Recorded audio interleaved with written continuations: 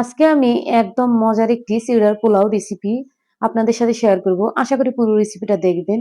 এখানে আমি 2 কাপ পরিমাণের চিড়া নিচ্ছি। চিড়াটা আমি পানি দিয়ে ধুয়ে পরিষ্কার করে নিব। আর চিড়াটা এখানে মুথে ধুয়ে নেওয়া যাবে না। আলতোভাবে ধুয়ে আমি পানিটা এখন ঝরিয়ে নিব। এখানে আমি একটা স্ট্রেনারে দিয়ে দিচ্ছি পানিগুলো ঝরিয়ে নেওয়ার জন্য। আর এখানে দিয়ে দিলাম আমি লবণ আর চিনি। লবণ চিনিটা এভাবে দিয়ে নিলে চিড়াটা একদম ঝরঝরে হবে। এই দেখেন কতটা ঝরঝরে হয়েছে। এখন আমি প্যানে তেল দিয়ে নিলাম, দিয়ে দিচ্ছি 2টা ডিম। চুলার আঁচটা লো রেখে 1 চিমটি পরিমাণে আমি লবণ দিয়েছি। এখন ডিমটা ঝুরি করে নিব। খুব সহজভাবে রেসিপিটা দেখাবো। আর এই রেসিপিটা বানিয়ে দিলে বাচ্চারা স্কুলের টিফিনে একদম মজা করে খাবে। আর এটা হেলদি একটা রেসিপি বানিয়ে দেখিয়ে দিব। এখন এখানে বাদামটা আমি চুলার আঁচ লো টু মিডিয়াম রেখে ভেজে নিলাম। বাদামগুলো ভাজা হয়ে গেছে আমার।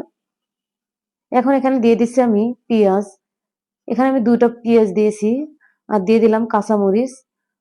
2-3টা আমি শুকনো মরিচ দিয়েছি। এখন আমি এখানে দিয়ে দিলাম গাজর। আবারও আমি 1 চিমটি লবণ দিয়েছি।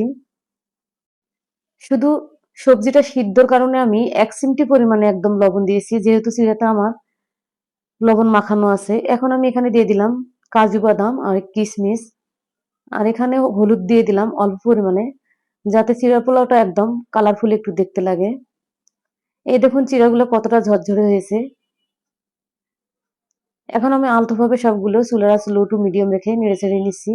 এখন এখানে দিয়ে দিলাম পরিমাণ মতো ভাজা জিরা আর গোলমরিচের গুঁড়া। এখন ভেজে রাখা বাদামগুলো দিয়ে দিলাম আর ডিম ঝুরি। আবারও আমি এখানে নেড়েচেড়ে নিচ্ছি। খুব সহজে চিড়ার পোলাও রেসিপিটা আপনারাও বানিয়ে নিতে পারেন। এখানে আমি লেবু দিয়ে দিলাম, তাতে খেতে অনেক ফ্লেভারটা ভালো লাগবে। এই দেখুন কতটা ঝরঝরে হয়েছে। আমার রেসিপিটা যদি ভালো লাগে অবশ্যই লাইক, কমেন্ট, শেয়ার করে পাশে থাকবেন, যাতে আমি আপনাদের মাঝে আরো নতুন নতুন ভিডিও নিয়ে আসতে পারি। আর রেসিপিটা আমার কেমন হয়েছে অবশ্যই কমেন্ট করবেন, কমেন্ট করতে ভুলবেন না। এখন আমি উপর দিয়ে আবারও ভেজে রাখা বাদাম দিয়ে দিলাম। এই দেখুন কতটা লোভনীয় লাগতেছে। একদম বাচ্চাদের স্কুলের টিফিনে বা বড়দের নাস্তার টেবিলেও এই রেসিপিটা আপনারা রেখে দিতে পারেন। খেয়ে সবাই প্রশংসা করবে। আর রেসিপিটা আমার ভালো লাগলে সবাই শেয়ার করবেন। সবাই ভালো থাকবেন, সুস্থ থাকবেন। আজকের মতো এই পর্যন্তই। আল্লাহ হাফেজ।